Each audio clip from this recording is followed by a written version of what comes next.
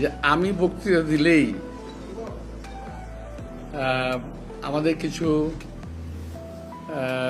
আমাদের দেশীয় সাংবাদিক তারা এটাকে টুইস্ট করেন, আবার বিদেশি কিছু সরকারি সাংবাদিক আছে, সরকারি বলি আমি ওদেরকে, সরকারি, ওরা ওদেরকে সরকারে না নিয়ে গভর্নমেন্ট ভুল করে ফেলছে আর কি। এই গভর্নমেন্টের উচিত ছিল তাদেরকে সরকারে নেওয়া। তো তারা আবার খুব ক্ষিপ্ত হয়ে যায়। আমার বক্তৃতাগুলোকে কাট পিস করে এমনভাবে জনগণের সামনে হাজির করা হয় যাতে জনগণ আমাকে ভুল বুঝে। এই জন্য এখন বক্তব্য দিতে একটু খুব হিসাব করে দিতে হয়। এখন আমি কথা বললেই তো বলবো যে মির্জা আব্বাস তো সংস্কারের বিরুদ্ধে কথা কয়, সংস্কার চায় না। আরে ভাই না, আমাদের জন্য, নির্বাচনের জন্য, দেশের জন্য, দেশের মানুষের জন্য যেই সংস্কারটুকুর প্রয়োজন আমরা সেই সংস্কারটা চাই। কিন্তু আমি একবার একটা বললাম না, একদিন বলছিলাম যে আপনারা যেগুলা বলতেছেন সংস্কারের কথা, সব সংস্কার তো মানা যাবে না।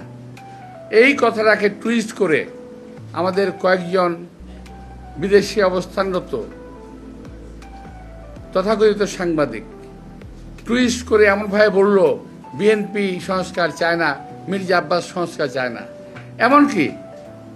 এমনকি সালমান রহমানের টাকা খেয়ে যার স্বাস্থ্য চেহারা মোটা হয়েছে এমন লোকটা প্রায়ই আমার বিরুদ্ধে দেখবেন আসে, ফেসবুকে আসে, উনি প্রায় বলেন কেন মানবেন না, আপনাদের কি স্টেক আছে, কেন মির্জা আব্বাস আপনি মানবেন না? আরে ভাই, তোমার যেমন বিদেশে পালায় থেকে কথা বলার অধিকার আছে, আর আমার কি দেশে থেকে কথা বলার অধিকার নাই? আমি এই দেশে থেকে মৃত্যুদণ্ড মাথায় নিয়ে, জেল জুলুম মাথায় নিয়ে, জেলে থেকে আমার সহকর্মীদের নিয়ে আমি জেলখানায় থেকেছি।